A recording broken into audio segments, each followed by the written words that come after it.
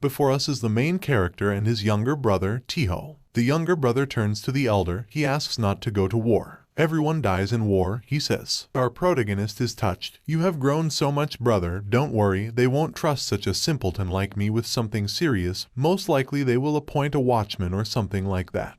The protagonist makes a promise to return from the war unharmed and asks his brother to be brave and wait for him. Tio says that he will fulfill his brother's request and asks him to return. The action takes us into the midst of the battle. The whole wounded protagonist has already lost faith in what can come back. Before our hero stands a white-haired old man, surrounded by a heap of bodies of soldiers who fell, apparently from his hand. The elder says that 30 years ago he destroyed the southern Shaolin in Fujian province. There, he found a kind of wooden box, which was not a bit damaged by the impact of the blood wave. And since then, all his thoughts have been captured by this invulnerable forbidden thing. The old man turns out to be the head of the Demon Union, an invincible bloody emperor. In amazement at the fact that an ordinary person confronts him, he suppresses the Kai of the protagonist. Telekinesis raises him above the ground and strikes. Once again, the attack turns out to be fatal. The emperor admires the talent of the enemy, uses telekinesis again and gives the main character an ultimatum. Either you become my disciple or you die, says the Demon Union chief. The young warrior refuses the old man's offer. My teacher will never forgive me for this, just kill me, says our hero. But again, our hero dodges a fatal blow. The old man is very impressed with the opponent's fighting skills. However, with a lightning dash, the demon emperor closes in on his opponent and punches holes in his opponent's chest. I hate rejection. No, you have the honor to fall from my hand.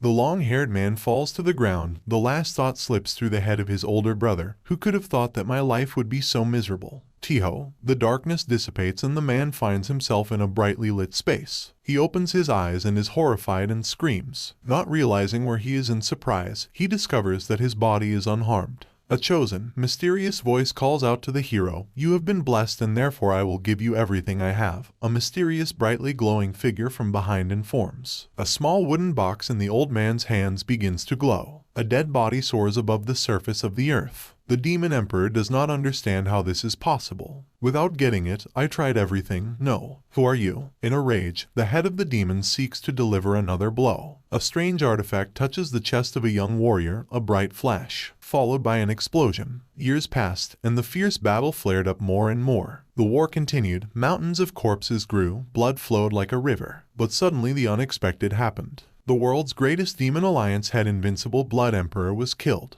Doubts gripped the whole of Miram, but the identity of the mysterious killer remained unknown. When the Miram Alliance declared an end to the war, the Demon Alliance fell apart. 2 years after the end of the war, Yangju County, Gansu Province. Bright sunny day. Martial Arts Academy Dragon and Tiger. The young guy falls to the ground. The elder, the 5th student of the academy, the second son of the head of the academy, young Tiho, who was captured by one of the thugs of the half-ghost gang, calls out to him. You don't listen when I talk nice, do you? The leader of the gang Dong Jukmyung addresses the guy lying on the ground. You owe us money for a long time, and still haven't paid it. The student's name is Kang Won-hyung. Gritting his teeth, Kang says that they have already returned at least 20 gold bars, although they only borrowed 5. And he does not understand what else he wants them bandits. The leader of the bandits says that they should have paid on time and everything would be alright. Won-hyung thinks that all this is happening because they took money from these bandits. But they could not leave the teacher in trouble. He asks the gang for another week of reprieve. Week asks Dong Jukmyung. Bring him here and lay down the earth. Senior, shouts Young. Just go nice, the thug tells him. What are you doing, bastards? Screaming Kang. Dong Jukmyung delivers a savory punch to Won-hyung's face. Cretin, thought you'd get a week just by asking, says the ringleader, stretching his hand which just struck.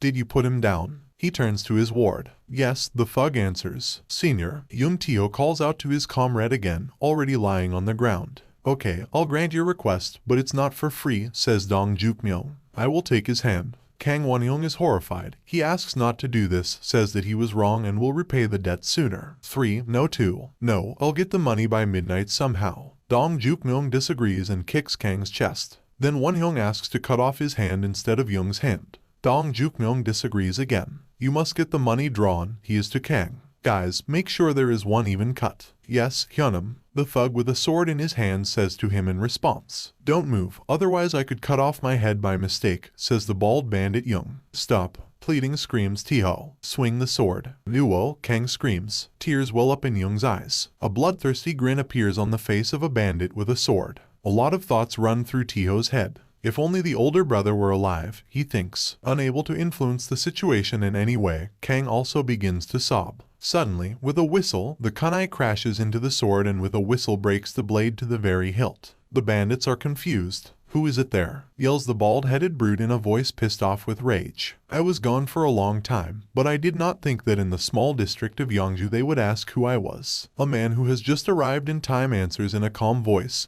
straightening his hat. Kang Won-hyung familiar with this voice. "I am the older brother of these guys," says the man in the bamboo hat. Kang and Young can't believe their eyes. "Older brother," exclaims Won-hyung. "Is that really you?" Young asks. "There was someone similar here who was interested in Dong Jukmyeong. Ball is the eldest apprentice who went missing 7 years ago during the Great Sinister War, rumored to have died while fighting the Miram Alliance, but apparently survived," tells him a bandit with a beard. The elder brother throws away his bamboo hat and with a confident step begins to approach the gang of thugs. So he means, Dong Jukmyeong doesn't have time to complete his thought. The long-haired man disappears right in front of the bandits. The older brother apologizes to Tiho. "Looks like I'm late," he says. The bandits don't understand what's going on. The man who just stood right in front of them is already behind them. In a split second, he grabbed both guys from the hands of the bandits. The older brother asks if Tiho got hurt. He answers no. "I hurt myself," says Kang Won-hyung. Dong Jukmyeong quickly wonders if the man is a martial artist.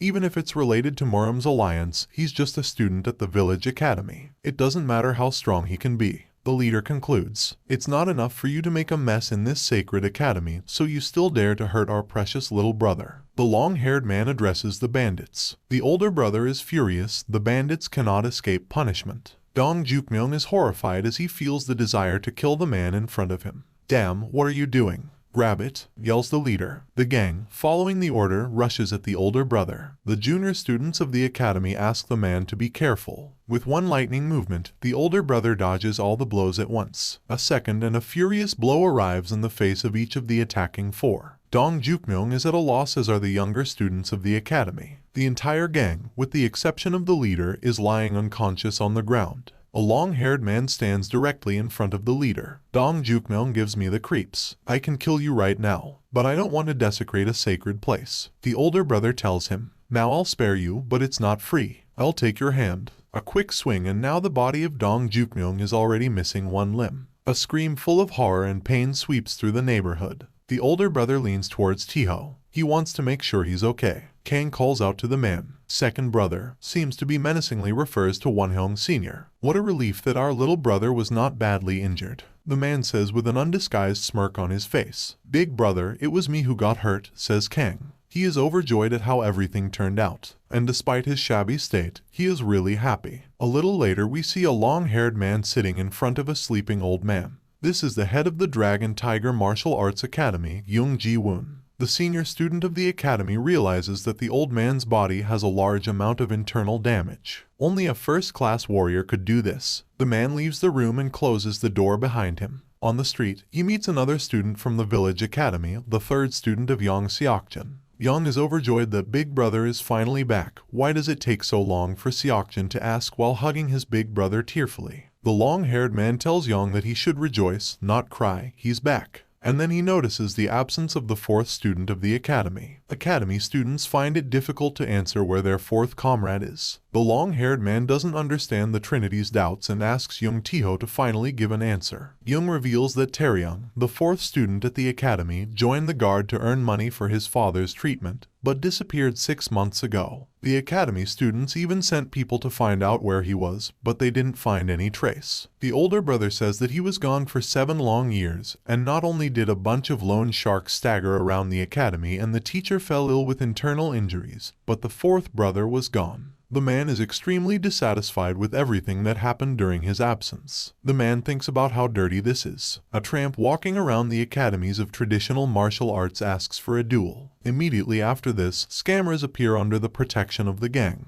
And when they offer money at the right time, the bastards strive for only one goal. They want to take over Yangju County. The older brother tells all the students of the academy to get ready. Whether these bastards want to expand their influence, he intends to beat these scum to a pulp, because they dared to touch his home academy. Meanwhile, Dong Jukmyeon returns to the bandits' base. There he meets a thug with a huge burn on his head. This is the head of the gang, Bangui, and Bangui is unhappy with Jukmyeon. He was sent to collect the money, but instead he left his hand there. Dong asks for forgiveness. Bangui asks Dong Jukmyeon who did this and somehow even dared to mess with the great half-ghost gang. Jukmyeon timidly tells him that the man who did this to him called himself the first student of the Dragon and Tiger Academy. Bangui can't believe that a mere academy member did it. Bangui has a strange feeling when he hears the name of the academy, as if he had already heard about it somewhere. He is lost in his thoughts, and then an image of that very long-haired man pops up in his head. Suddenly, with a huge roar, one of the gang members, throwing open the door with his body, flies into the room. A column of dust rises. A man enters the room. The bandits are confused. One of them is interested in the man, and who is he? The dust clears and the man turns out to be Young Tiho's older brother. The long-haired man says that he was interested to know what this infamous Bangui from a half-ghost gang is. Our hero recognizes the thug. It turns out that this local freak Banju changed his name. The thug also recognized the man. Finally, we will know his name. Hayek Musing. Hayek Musing is standing surrounded by other academy students. Hayek asks Bangju if he forgot the promise he made 10 years ago. The students of the academy are surprised. They did not think that the elder brother and the head of the gang knew each other. Hayek recalls that he promised to make Bangui a eunuch if he ever set foot in Gwangju again. The bandits are on edge. They want to finish off the students of the academy. Hayek Musing asks his comrades to enjoy the show in a calm voice. And he says that in the end, from the outside, too, you can learn a lot. The whole gang, having drawn their weapons, pounces on the older brother. The 3 junior students look on in horror. Moving like lightning, Hayek strikes each of the bandits who attacked him directly in the groin. It hurts the students of the academy to watch their older brother deal with the bandits. Bandits are lying on the floor. Dong Jukmyeon looks at this and is silently glad that Hayek just cut off his hand. Blood drips from Hayek's wooden sword. The older brother asks if there are still those who want to become a eunuch. The rest of the bandits are very scared. Bangui gets up from his chair and tells everyone to step back. Useless trash, I'll end up having to go out on my own. Hayek Musing, in the time we have not seen each other, you have become stronger again. As expected of my old enemy. But, you know, I never stopped thinking about what happened 10 years ago. The humiliation and fear that you showed me that day and that hellish pain.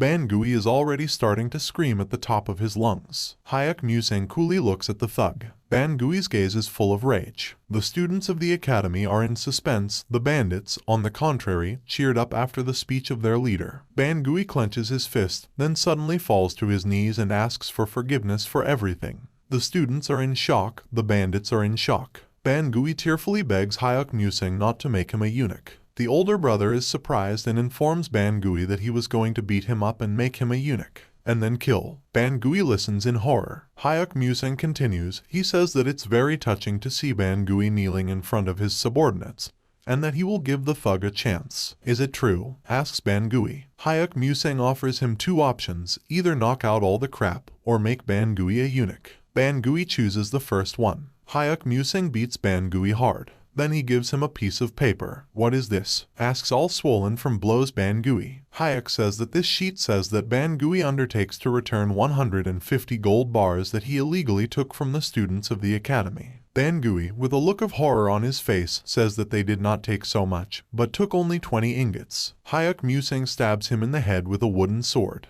And he adds, given that you intimidated the students of the academy, you should ask for all 300 ingots, and that Bangui should be grateful for the offer to repent. Bangui thanks Hayek Musing. Hayek wonders why, as he hasn't done anything yet. Bangui looks at Hayek Musing's back and thinks about what a son he is and how much he demanded.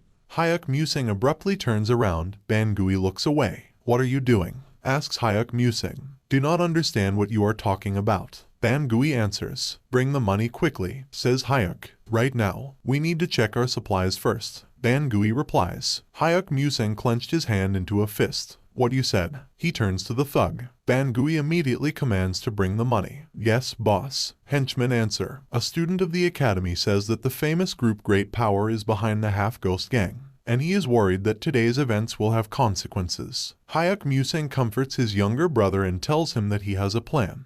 The academy students are happy to hear that. Everything is simple. Hayek says, if a strong enemy threatens me, I must be stronger than him. In the end, strength is everything. Hearing this, the students of the academy fall into a stupor. Big brother, I know you're strong, but how are you going to deal with them alone? They may have hundreds of masters, says one of the students. No, this is not about me. No matter how strong I am, if they attack in my absence, it will be the end of the academy. You must be able to defend the academy on your own. In other words, you must become stronger. We need to continue training. Gain experience in combat, says Hayek musing. With practice, you will improve your skills faster. You will learn and understand how to use weapons, develop fighting instincts. Without practice in a real fight, the body will freeze, you will not be able to move. Eventually, you won't be able to apply what you've learned, and eventually you'll die. The wooden sword broke through the wall. Next, commanded the older brother. The students of the academy are exhausted from hard training. They will forgive Hayek to give them a break. But the older brother is adamant, the latter will go one more round. Nobody wants to be the last. As evening falls, Hayek musing praises the students for their efforts, and he adds that it was the first day and he thought it would be better to start with a light workout, and tomorrow he will seriously take up them and asks for a good rest. The academy students are completely exhausted.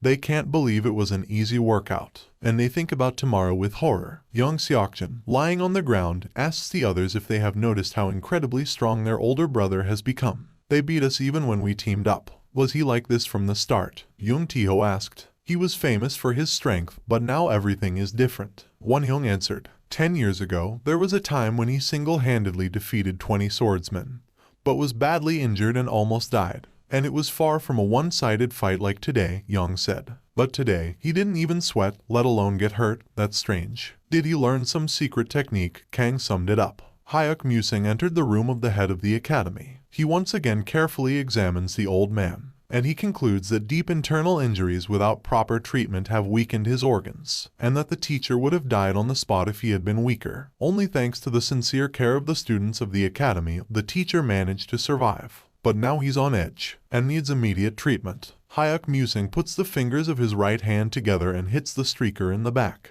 The veins in the head of the academy's neck swell, blood rushes from his mouth. Well, we got rid of blood clots. Now the real healing begins. The teacher's meridians are damaged. It takes time to carefully enter your Kai, Hayek musing said. But the teacher's inner Kai resists and Hayek loses control. Musing tries his best to keep the situation under control, but does not understand why the teacher's Kai is resisting. If this continues, the old man will not survive. Hayek musing decides it's safer to end things quickly. He decides to subdue the inner Kai of the teacher and clear the meridians all at once. A bright glow surrounds the building. The teacher opens his eyes. Teacher, are you awake? Hayek happily asks. Young Ji-woon looks at his student and can't believe his eyes. God, Hayek musing, is that you? The old man asks. Hayek musing bows to the teacher and announces that he has returned. Hayek says that he was late, and asks to scold him. Young Ji-woon holds out his hands and asks Hayek to come over. Hayek comes over, the old man's hand touches his face. Young Ji-woon thanks the student for returning unscathed.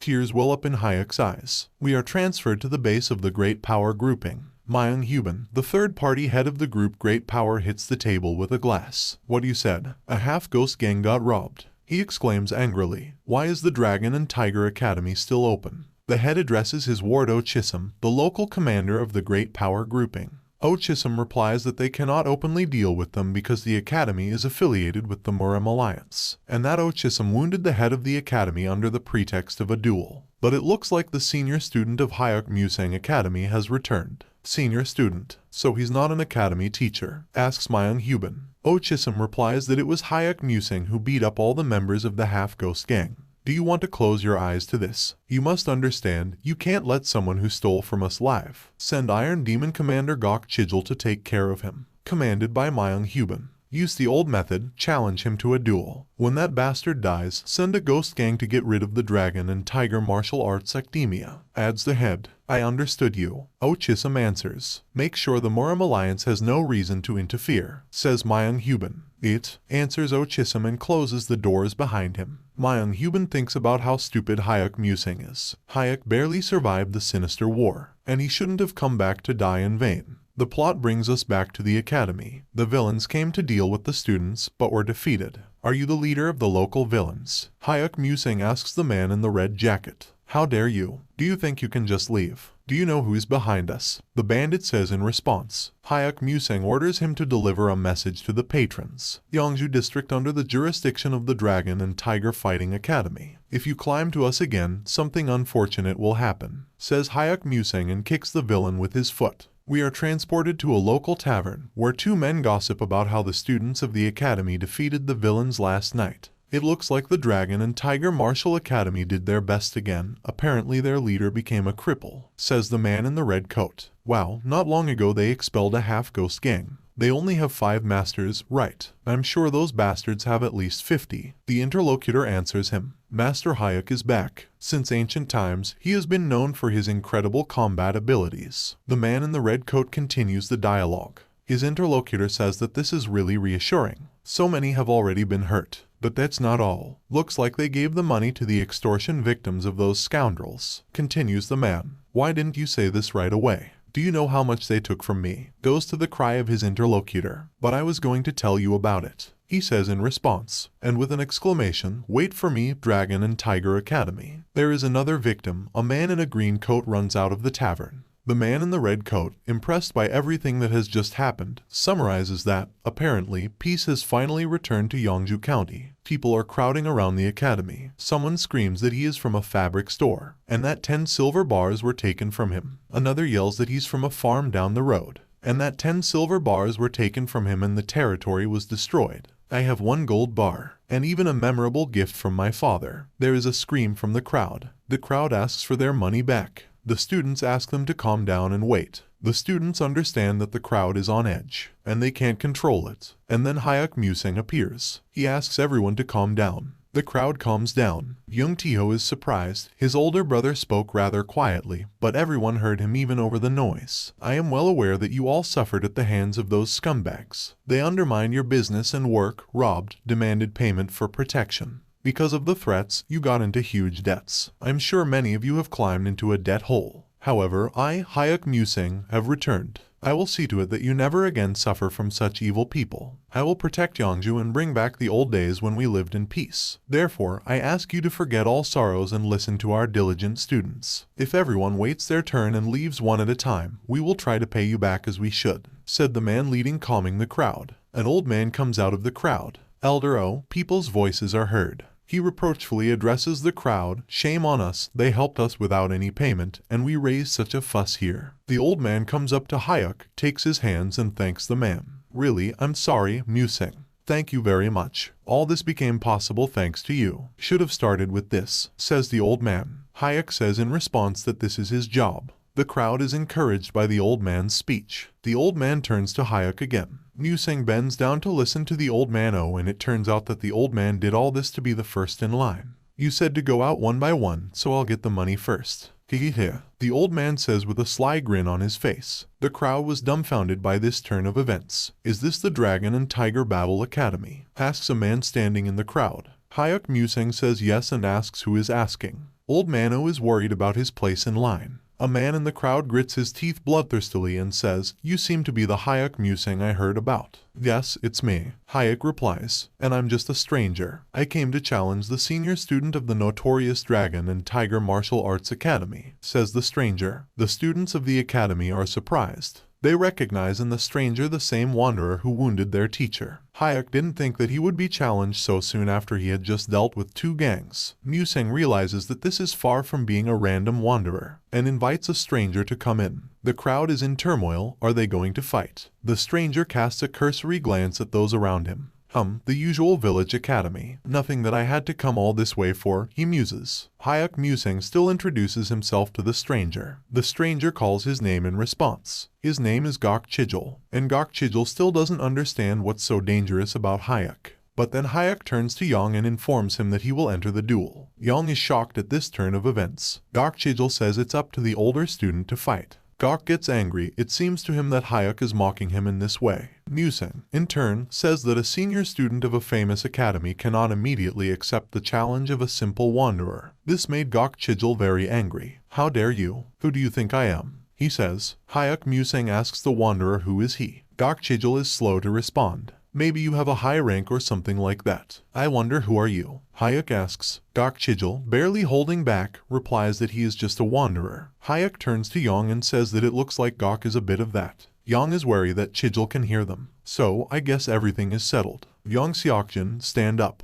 Hayek is in command. Yang holds the sword with trembling hands. Why me? He asks incomprehensibly. You're not looking down on me. Fine. If you want, I will kill your student, and then you. Gok Chijul says menacingly, and draws his blade. Please don't, shouts Yang. Gok Chijul takes to the air, flies up to Yang, and strikes. Seokjin successfully blocks the opponent's attack, although the blow knocks him back a meter. The students of the academy are very worried about their brother. Yang, meanwhile, without hesitation, stands up again. Yang notices that his opponent is very strong. Luckily, you manage to block the blow, which seems to be all you can do. You can only blame your older brother for putting you in the fight, says Gok Chijul. Yang assumes that his opponent is probably a first-rank fighter. The academy students are very uptight, but not Hayek. Big brother, the opponent looks too strong. Will the third brother cope? Kang asks Hayek, Yang's younger brother. Do you want to give up? Musang asks. Yang tightly grips the sword in his hands. No, I will do it. He answers. Okay, just do the same as in our workout. Hayek says. Fine, answers the third student of the academy. Gok Chijul is furious about everything that is happening. Okay, you want blood? Then I'll give you hell, he says, and he goes on the attack. Yang understands that the opponent is stronger than him, but he has his elder brother's sword in his hands, a sword that is much sharper and stronger than the opponent's sword. Gok Chijul throws punch after punch, but Yang blocks them all, even though he has to step back a little. The crowd watches with bated breath. Gok Chijul does not understand how such a weak opponent reflects all of his attacks, and decides to attack even harder. Yang understands it's bad, and then Hayek decides to help his younger brother. 2 steps to the left. 4th sword move. Hayek is in command. Yang responds quickly to the command. Gok's sword whizzes right over Yang's head, and in the next moment, the enemy is already behind Gok. Chijul is fully open. Swing the sword. Academy students are surprised. A crowd of onlookers with their mouths open watching what is happening. The thought that it's impossible flashes through Gok's head. Let the Yang strike and not cause any harm to the opponent. But he managed to hit an opponent who was far superior to him in skill. Is he weaker than I thought? Can't be. It was really hard for me to parry his blows. I just followed my older brother's advice. Yang thinks to himself. Hayek is watching with a satisfied look. You, bastard, how dare you, yells Gok Chijul, already completely mad with rage. Now you cannot dream of an easy death. Gok swings. Hayek quickly commands 1 step back. The second blow with the sword, then the third. 3 steps forward. 1st sword move. Half a step to the right. 6th sword move. First, turn. 1st sword strike. Step right.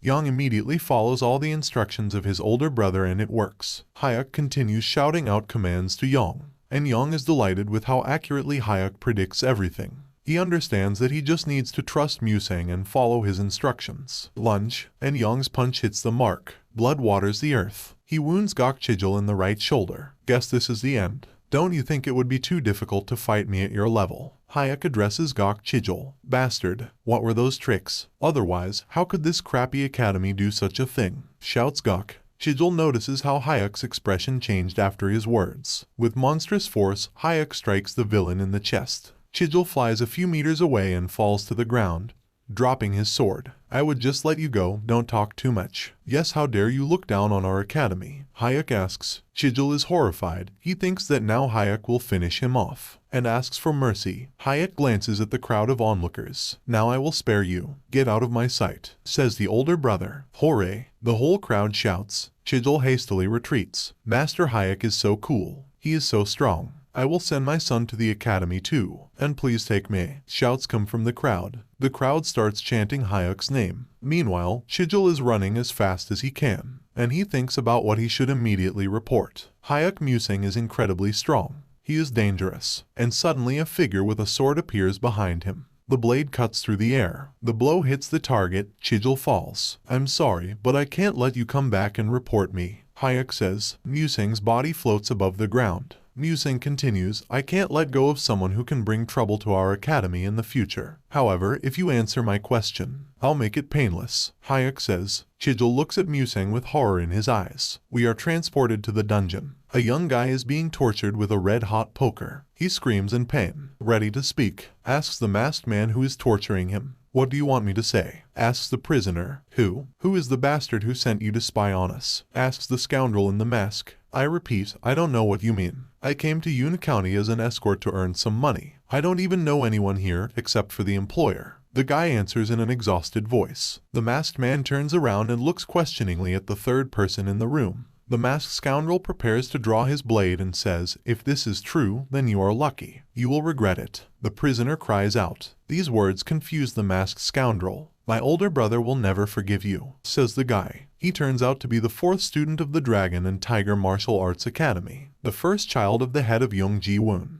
His name is Young Tae-ryung. Are you talking about Big Brother? With an evil smile says the scoundrel in the mask. Don't worry, I'll send your brother after, he adds, drawing his sword. And he raises his hand with the sword above his head, preparing to strike. Let's go back to the forest. With one lightning strike, Hayek Musing decapitates Gok Chijul, the Great Iron Blood Emperor involved in this. Hayek asks the already lifeless body, Great Iron Blood Emperor, one of the top 10 masters of Miram, also known as one of the 4 Great Devil Emperors, the late head of the Demon Union, the Invincible Blood Emperor. Does this mean that the Bloody Iron platoon he leads has subdued a great power? He must be going to swallow not only Yangju County, but the whole of Gansu Province. A broken demon alliance would never anger the Miram Alliance at a time like this. The Great Iron Blood Emperor is not that stupid. Moreover, they left the Kontong sect, which was forced to shut down after the Great War. How did the 8 emperors and the Miram Alliance lose power? Looks like Yangju County is in a tough spot. Sums up Hayek,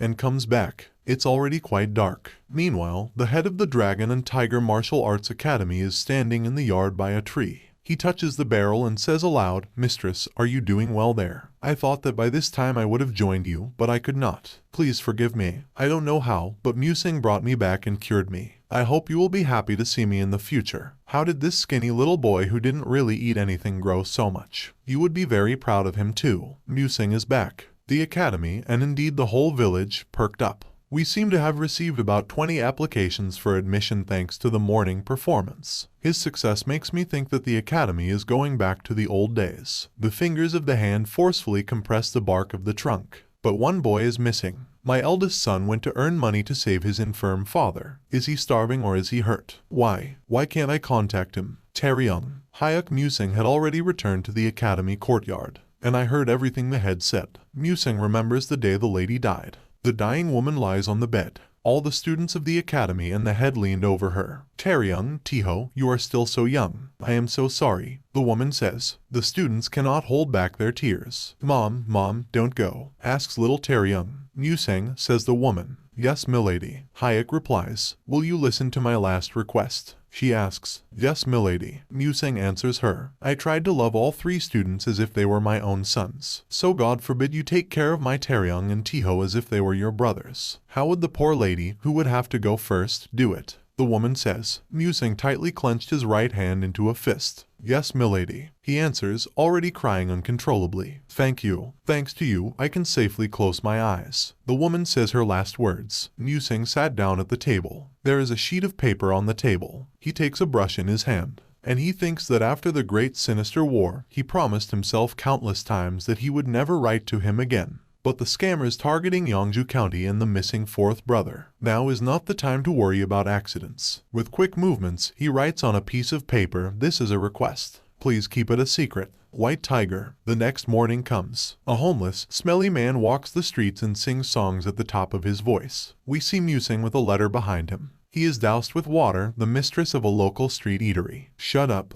This poor asshole is going to ruin my business, shouts the hostess. The husband tries to calm her down. What will you do if he is from a gang of beggars? The man asks. What? If this tramp is from a gang of beggars, then I'm a princess. The woman answers him. God, thanks to you, my face is clear. I got some water. Why don't you throw a bowl of rice wine right into my mouth? Says the homeless man. How badly it stinks. The innkeepers can't even stand next to him. Hayek pushes him in the back, drops the skunk on the ground. But the homeless is not so simple. In the blink of an eye, he bounces several meters away from the place of impact. He gets into a fighting stance and looks around. Who is that? I don't see anyone suspicious. I am a beggar of the 5th group. I did not feel his presence until he touched my back. He must be a great martial artist. The beggar thinks to himself, and then he notices that he had a letter in his hands. He doesn't understand where it came from. In the corner of the sheet, he notices a symbol. This means that the letter was given to him by a person who knows the cipher. The beggar quickly hides the letter under his jacket. I have to tell the elder immediately, he thinks to himself. With inhuman leaps, he climbs onto the roof and disappears. My God, is he a beggar gang master? The hostess of the eatery says with surprise. So Hayek Musing delivered the letter. Meanwhile, there is a great force at the base of the group.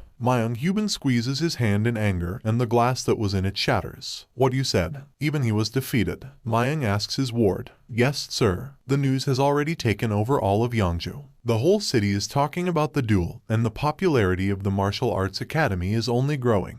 Oh Chisholm answers. What about Gok Chijul? Asks the head. After the fight, he suddenly disappeared. He may have fled for fear of punishment. Chisholm answers. Catch him and bring him back. I'm sure he couldn't have gone far, says Manhwa, wiping dry his hand in which he had just crushed a glass. What about Dragon and Tiger Battle Academy? Chisholm asks. Yongxiati, exclaims Manhwa. A man appears in the room. Oh Chisholm is greatly surprised by the appearance of a ghostly assassin from Guangdong. Called, asks Yongxiati. What do you think? Manhwa asks Yongxiati. Gok Chijul, second-rank fighter, was defeated. I am sure we are dealing with a serious master even if the rumors are exaggerated, answers the ghostly killer. However, everything will change if we set up an ambush. The head thought about what he heard and said, take advantage of the absence of Hayek Musing and destroy this academy. Then what about Hayek Musing? Yongxiati asked incredulously. First we have to scare him. He will return and will shed bloody tears. Then you will strike from behind and end his life, answered the head. Let's go back to the academy. Hayek Musing is cleaning up the area in front of the gate. A man in his 50s comes up to him and starts a conversation.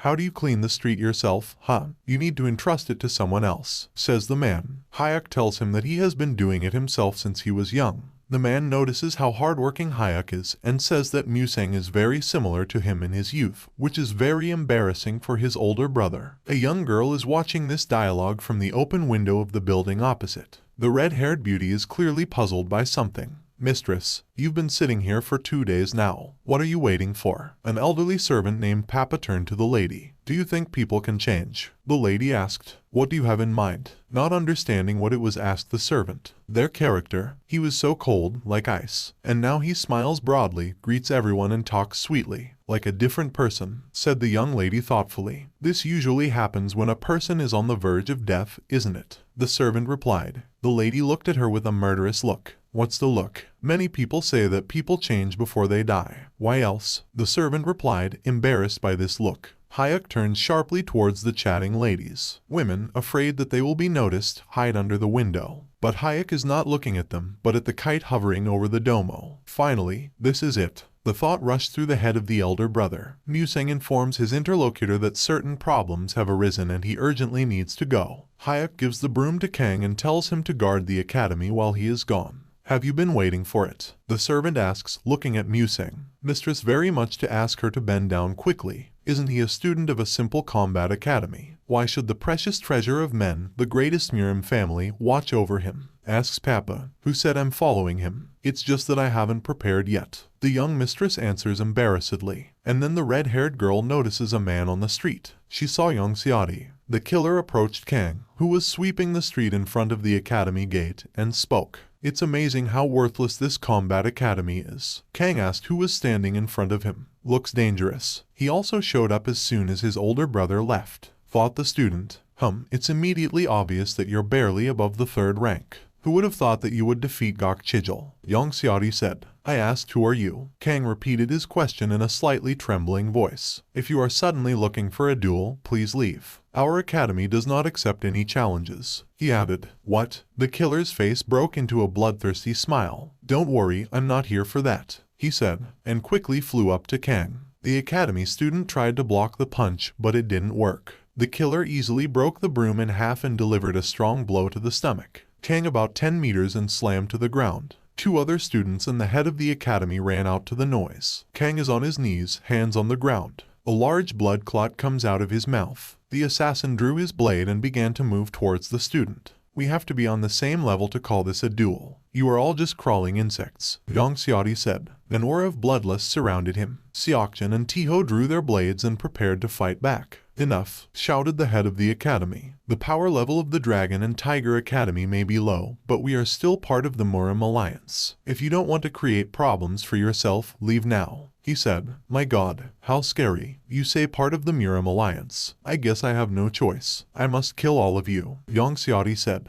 The killer disappeared and in a moment, ready to strike, appeared behind the head of the academy. At this time, somewhere in the forest at the foot of the mountain, a man lies on a branch. A man, seemingly dressed very poorly, snores peacefully, but he immediately notices that Hayek has appeared next to him. You came later than I thought, says the bearded man. You are late. It has been 10 days since I sent the letter. I'm sure you already know. Hayek replies, judging by your bad manners, you are the white tiger. The man says and in one motion descends to the ground. Hehe, even this old man believed you were still alive. The bearded man turns out to be the head of a gang of beggars. He is called the Divine Beggar Phantom Mask. Where were you the last 2 years after the war? I couldn't find any trace, asks the beggar. Did you have any special reason to look for me? I'm sure we don't have things in common anymore. Hayek asks. The bearded man looks at Musang with a menacing look. What's more, it looks like you didn't come alone. Hayek says, I wanted to keep it a secret, but he got the letter before me. Adjusting his mustache, said the head of the gang of beggars. Instantly, a huge man appears next to them. His entire body and face are scarred.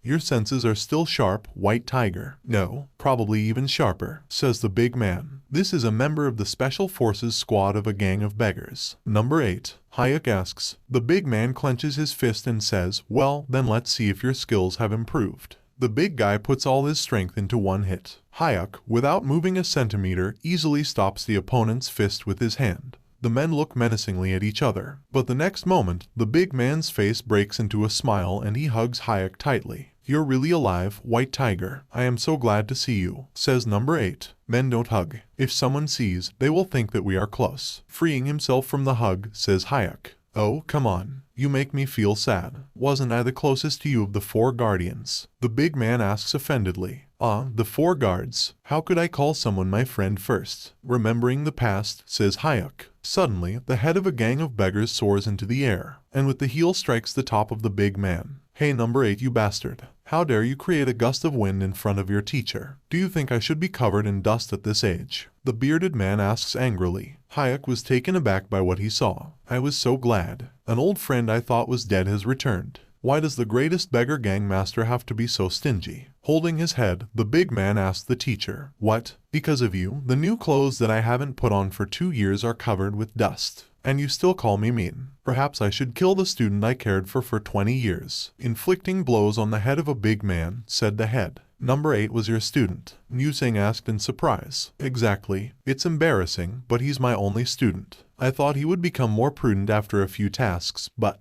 The master began to speak, but he was interrupted by the big man. Number 8 bled his nose and asked, surprised I was a beggar. Well, I look good. No one will say that I'm a beggar. Hayek and the head looked at the big guy like he was an idiot. Hayek asked if he could ask a question to the head. Forward, said the bearded man. Hey, I'm still here, shouted the big man. But no one paid any attention to him. 6 years ago you promised to come to my rescue 3 times. Is the promise still valid? Musang asked. Do you still remember? With a smile answered the head of the gang of beggars. If you don't want to, don't worry. I can forget. Hayek answered. Who said I don't want to? Do I look like someone who takes back words? The bearded man said displeasedly. Whatever it is, just say it, and I will take full care of it. Musang asked if the bearded man was sure of his words. You said take care of it completely, whatever it is. Musang said with a smirk. It's like that. The bearded man answered, tensing up. Meanwhile, Yongxiati's fight with the members of the academy continued. The head of the academy managed to dodge and block the blow. Oh, you managed to block. Apparently, the old man will be better than the students. Well, then, should I speed up? Xiati said, and he began a series of quick strikes. This technique is second only to warriors of the highest rank. I can't follow him at all. The head of the academy thought to himself, why such a facial expression? Confused because of such nonsense. What a disappointment, Yongxiati said as he almost went into a battle frenzy. Young Jiwoon tried to counterattack but missed. The killer was moving too fast. With a cry, how dare you? Get away from him now. Tiho interfered in the duel. Tiho swung at him, but Xiati dodged it easily. I'm with you, Xiokjin said, and delivered a stab right in the back of the killer. But even this blow was easily dodged by Sade. How touching. Even united, how can the 3 stop the wild dog? Yongxiati asked while moving at high speed. Kang Won-hyum, already badly injured during the fight, thought about the gulf that lies between him and his opponent. He remembered the words of his older brother about how the students of the academy must become stronger or the attack on the academy in his absence will be the end. I couldn't even hit. What a pity. We are so powerless. How infuriating, Kang thought. In the next moment, he felt a hand touch his back. A bright glow appeared in Kang's chest. Frightened, Won-hyum turned around. Behind him stood a red-haired lady who was watching from the window and apparently decided to intervene. Do not be surprised. I just improved the Kai circulation, said the girl. Who you are? Kang asked. Yang Xiaodi continued to move around the head of the academy and the two students at great speed. Who should I kill first? Old man, junior, or older? Would you like to discuss this among yourselves? Bloodthirsty, said the killer. Tiho screamed loudly. Don't play with us. Do you think we can be scared like that? Attack if you're not afraid. Jung shouted. Tiho, don't. The head of the academy tried to stop his student. A bloodthirsty smile appeared on the killer's face. Clear, so you are the lucky one, said Xiaodi in a swift dash. Jung wasn't ready for a backstab. Jung Ji-woon and Yang Xiaoqin watched in horror. But suddenly, the red-haired mistress stopped the assassin's attack with just 2 fingers. Are you brave or stupid? She asked Tiho, and in the next moment she broke the blade. How dare you attack a Miram Alliance-affiliated academy right in front of me? Asked the girl. The fragment of the sword remained in her fingers. The killer screamed loudly. His hand was torn off. The girl approached the killer, who was lying on the ground. She stepped on his chest and asked, give me one reason why I shouldn't cut off your head right now. Guangdong ghost assassin Yang Xiaodi, exposing the blade, asked the mistress. Who do you think you are? The killer asked with horror on his face. Bad answer. Die, said the red-haired lady. The lady swung her sword. The next moment could have been Yang Xiaodi's last, but it wasn't. The head of the academy stopped the girl. He asked the girl to spare him. The red-haired lady looked around in confusion. Tiho didn't understand why his father was asking for mercy for the killer who had just nearly killed them all. The red-haired lady understood what was happening. The head of the academy asked her not to let the killer live out of pity. You are afraid of the consequences because he may not be alone, right? Although the lady asked to confirm her assumptions, the head of the academy did not directly answer this question. Yang Xiaodi was surprised that this was a good enough reason not to take his life. Since that's what it's all about, it's wiser to let you live for now. Hiding her sword in the scabbard, said the lady. Now stop making noise. To find the one who sent you, you will have to conduct an interrogation. With great force, not characteristic of the lady's appearance, the lady stepped on the killer's chest with her foot. Blood gushed from his mouth in a fountain. And for some reason right now, the lady decided to introduce herself. She turned out to be the senior patrol officer of the Miram Alliance Northern Command, and her name was Mirong Jianhua. Mirong was also known as the goddess of the heavenly sword. The members of the academy fell into a stupor when they found out who was standing in front of them. Fast forward back to the foot of the mountains, where, meanwhile, Hayek's dialogue with the Phantom Mask continues. Hayek asked the head of the beggar gang to find the 4th student of the academy, Jung Taeyong.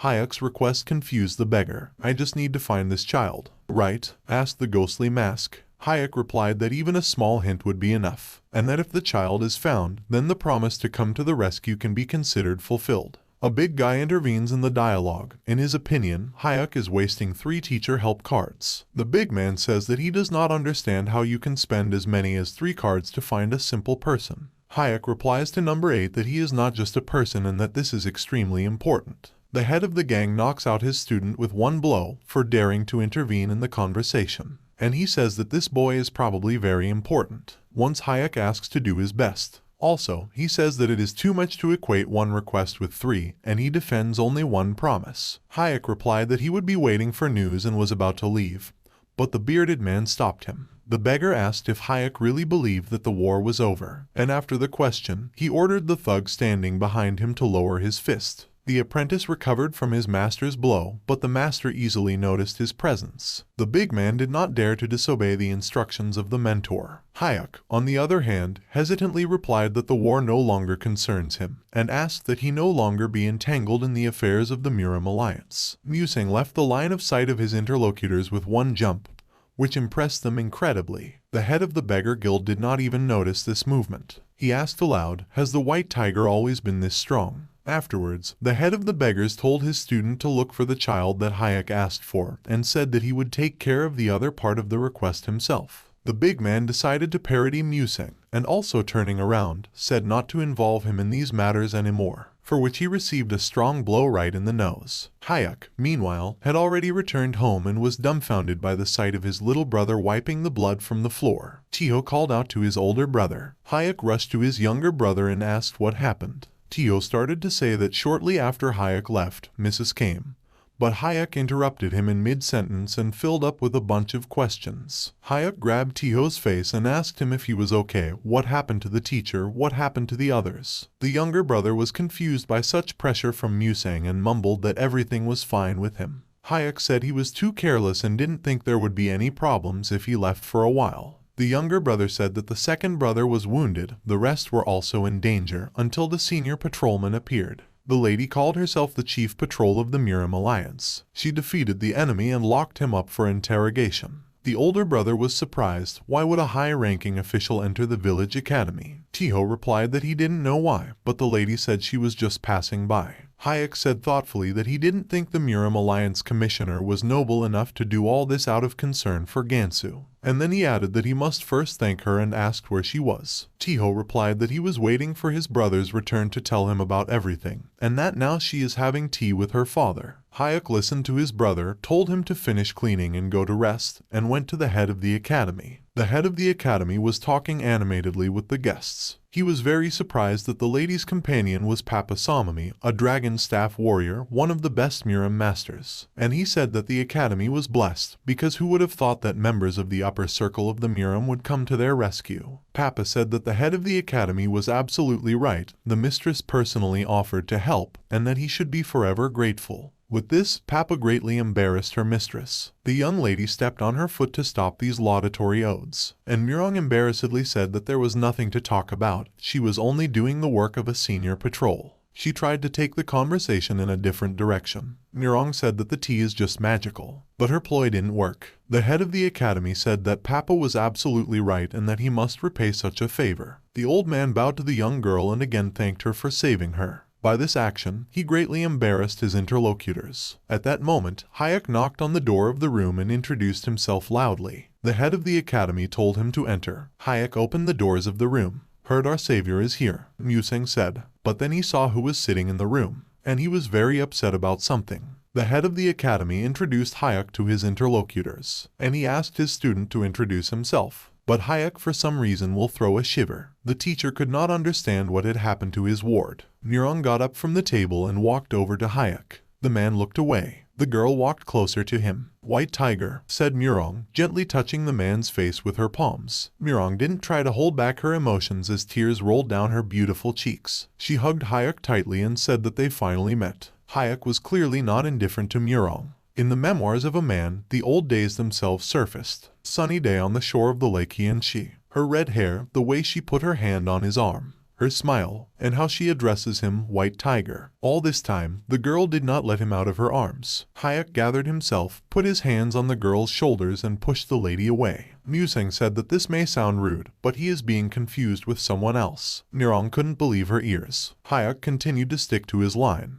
He said he didn't know important people like the chief patrol officer. Murong did not understand what was happening. She asked White Tiger, "Why are you acting like this?" Hayek bowed to her and thanked her for saving the academy from a big threat. Murong didn't understand why her old acquaintance kept pretending they were strangers. She grabbed Musang's hand and reminded him that she was number 5. The girl had already lost her temper. She could not understand why her interlocutor was pretending to be a stranger. After all, they spent 5 whole years in the war together. Hayek was adamant. The man released his hand and coldly asked to stop. Hayek said that he was clear and asked if all the important people were pushing their opinion like that. Such behavior literally broke Murong's heart. Hayek repeated that he didn't know the girl. Poor Murong, the girl was almost in despair. Papa was angry with Hayek's behavior. The head of the academy was also angry. He furiously told his student that even the animals recognize the help received, that this is disrespectful, and that he has no right to expose himself so brazenly in front of the saviors. The head of the academy said that he did not teach such. Hayek ordered to quickly apologize and get out. Hayek did not dare to disobey his teacher. He bowed low and asked for forgiveness for his behavior, and he said that he deeply regretted his disrespectful attitude towards the senior patrolman, and humbly asked to forget the inconvenience caused. In a very cold voice, Murong said that they should just forget what happened. Hayek thanked the girl for understanding, but she furiously said that she couldn't believe that Hayek thought that she would just turn a blind eye to everything that was happening. Murong called Hayek a scumbag and punched him with all her might. Musang flew out of the room. The blow broke the girl's lip. Hayek wiped the blood from his face. With a menacing tread, Murong headed towards Hayek. She said he suddenly disappeared. She was worried to death about him. A storm of emotions seized the heart of a young girl: anger, resentment, righteous rage, and many other conflicting feelings. All this was reflected in her face, the veins on which were swollen. And Murong furiously continued, "Is that how you should meet her? Say they don't know each other." Or Hayek expected her to be embarrassed and ask for forgiveness. He will say that she is a fool and confused him with another person. Murong's face was covered with such a storm of emotions, but expressed only one thing: the desire to kill. She called Hayek bastard and asked if he was expecting such behavior. Murong suggested that her dear white tiger had gone mad during this time. The people around were dumbfounded by what was happening. Hayek continued to stand his ground. He asked how many times to tell him that he is not a white tiger, but Murong doesn't believe the man's words. She saw through the lies. The girl still remembered which Hayek was: angry, happy, or sad. She remembered his speech, knew his habits. She didn't forget anything. The girl spoke out and emotions receded a little. But no offense. She was very hurt that Hayek kept saying that he didn't know her. She did not understand why he continued, because she saw with what pain on his face he said all this. But still Murong managed to cope with emotions. She wiped away her tears and said so be it. She turned to the head of the academy and asked to stay with them for a couple of days. Hayek was very surprised by this request, as was everyone else. Papa knew that they had already paid for the expensive inn, and she did not understand the actions of her mistress. The head of the academy could not believe his ears and asked if they wanted to settle in the academy. Hayek confusedly asked what the mistress was up to. Murong replied that Hayek can do whatever she wants, and she needs to fully assess the situation. The head of the academy replied that he had no choice. The Dragon and Tiger Academy is part of the Miram Alliance, and according to the vow, any high-ranking representative can find shelter within their walls. If the place does not bother, they can stay as long as they want. Murong was delighted with the answer, like a little girl. Hayek wasn't happy, but he couldn't influence the teacher's decision in any way. Murong thanked the head of the academy with a gesture. He, in turn, asked to follow him and said that he personally conducts. Murong followed the head of the academy. Hayek didn't know how to act. He clutched his face helplessly. It turns out that he had long noticed that the big man was watching them. Hayek asked number 8 if it was necessary to tell Murong. The big guy thought the three of them could just go out for a drink, reminisce about the old days. He told Hayek that he didn't think things would turn out this way. After all, he could not hide that he was Murong. He said that for 2 years Murong scoured the world looking for Hayek. Everyone thought that Musang was dead, so they persuaded him to give up the search. But the girl was furious at the persuasion and fought back. Hayek asked back 2 years. The big man answered yes. He added that he had never seen number 5 so miserable before. Hayek thought for a couple of seconds after hearing everything. The big man uncorked the bottle and drank straight from his throat. He asked Hayek why he acted like that. He also said that it doesn't look like Hayek has changed. Number 8 continued his reasoning and suggested that it had something to do with meeting that guy. Hearing what the big man started to say, Hayek was alarmed.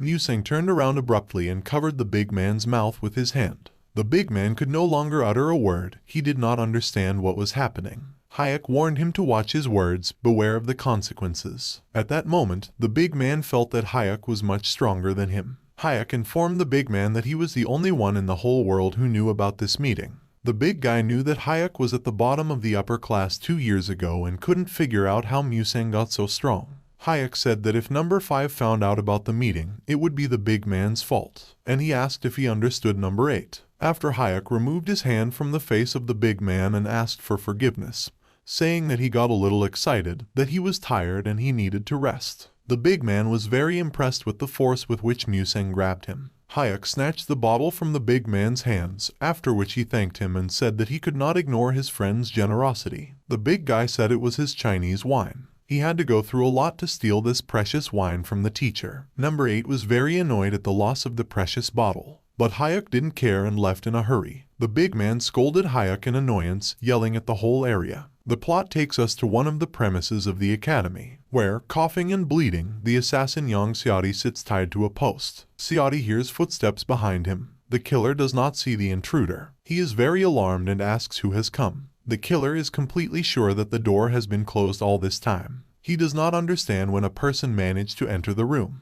A man in blue robes draws a blade hidden in a bracer. Ciotti says there's no point in torturing him since he has nothing more to say. Ciotti asks the man in blue to save himself the trouble and just cut off his head. He says that he has already lost his right arm and his center of Kai, which means that he already has one foot in the grave. The man in blue remains silent. Without saying anything, he swings his blade. Ciotti shrugs his head in fear, but in the next moment, he feels the ropes with which he was tied to the post fall to the floor. Ciotti turns around and wonders what the masked man is doing. The masked man raises his index finger to his lips and gestures to Ciotti to keep quiet. Ciotti ponders who is standing in front of him. As a result, he comes to the conclusion that if it was a killer, then he would not release him. The masked man gestures towards the door. Ciotti cannot believe that he will be allowed to leave. He asks himself why, and the man in the mask, as if having heard the question, utters only one phrase, "My young teacher sent." Hearing this, Ciotti turns around sharply, but there is no one behind him. He is alone in the room. A smile of relief appears on Ciotti's face, and not believing what is happening, he asks himself, did I survive? In the meantime, Murong and Papa were settling into the premises provided by the academy. The young girl literally cried. She couldn't believe that Musing pretended not to know her and didn't even bat an eyelid. Papa tried to put in a few words, saying that Musing seemed to flinch a little in her eyes. Murong, in response to these words, turned around sharply, angrily looked at Papa, and told me not to talk nonsense. Papa, meanwhile, continued to unpack things, and the woman was extremely unhappy with the amount of dust in the room provided to them. There was silence in the room for a second. Murong looked sullenly at the table. Papa decided to defuse the situation, sighed and said that, frankly, she didn't like Musing. Papa didn't understand why Murong had to suffer because of such a guy. Crowds of officials will not hesitate to play dead if Murong so desires. And Hayek dared to speak so rudely to the mistress. In anger, Papa tightly clenched her fists in which she held the coverlet. And the woman said that one should not expect anything from such a simpleton from the Rural Combat Academy. With these words, Papa greatly angered Murong. The girl abruptly got up from the table, which greatly frightened her companion, and shouted that the ward needs to follow the words, and Musing should not be underestimated. Murong also asked not to insult Musing again, otherwise she promised Papa that the woman would not see her again. Papa, in turn, noted that the girl herself had just insulted Musing from head to toe. A blush appeared on Murong's face and she literally screamed that it was completely different. Papa was a little upset by the words of the lady. She began to lament that in the past, the mistress repeated that she loved Papa more than anyone.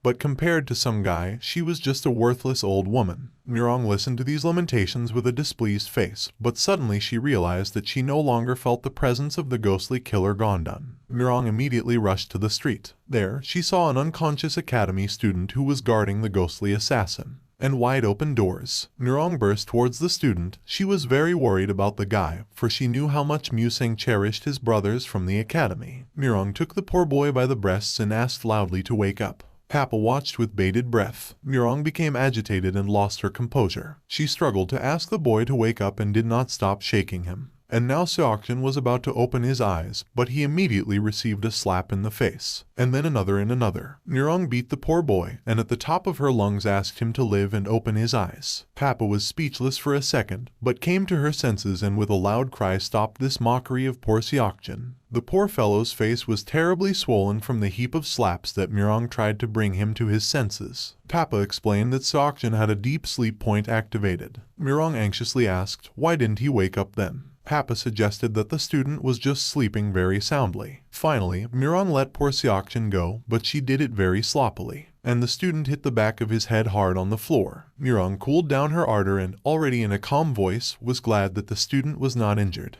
The girl would definitely not forgive herself if her prisoner hurt someone. Papa decided that in no case should she say that the mistress must have done more harm than good with her rash actions. Murong, on the other hand, was completely sure that the Kai Center was broken in the ghostly assassin, and she could not understand how he got out and activated the deep sleep point of the student. The girl came to the conclusion that someone helped the killer, but she did not feel strangers and began to think about which master could bypass her. Her thoughts were interrupted by Papa. She called to her mistress and pointed with her finger at the slight blade mark on the bottom of the pillar. The footprint was tiny and barely visible. Papa asked what kind of sword could do that. Murong estimated the angle of impact, how sharp a blade would have to be to leave such a mark, and came to the conclusion that this trace was left by the owner of the heavenly sword. She knew who this sword belonged to, but she could not understand why this man had released the criminal. Meanwhile, the escaped young Xiaodi reached the base of the Great Power Group. Mayang Hubin fills his mug with tea. Young Xiaodi has already reported everything that happened. Mayang raises a cup of tea to his mouth, but before taking a sip from it, he makes sure that the goddess of the heavenly sword has really deprived the killer of his hand. Xiaodi says that there can be no mistake because she introduced herself as the chief patrol of the north, Murong Jiomhua. This information infuriates Mayang. In anger, he throws a mug of tea at Xiaodi. The mug shatters on the killer's forehead. Mayang doesn't realize what the senior patrolman of the north has forgotten at the South Rural Combat Academy. Hubin is well aware that if the Muram Alliance discovers the involvement of the Great Power in the attack, then everything will get out of control, and expresses concern that the invincible Bloody Emperor may find out about some mysterious deal. This will have very serious consequences. Most likely all members of the group will be killed. One of the members of the group proposes to eliminate the senior patrol until the situation escalates too much. Mayang calls him a fool, because despite the fact that Murong is young, she is already a master of martial arts and surpasses even Hubin in strength. Moreover, the girl is accompanied by one of the 100 best masters, a dragon staff warrior. And most importantly, Jiomhua is associated with the sword god Murong Xiangyi.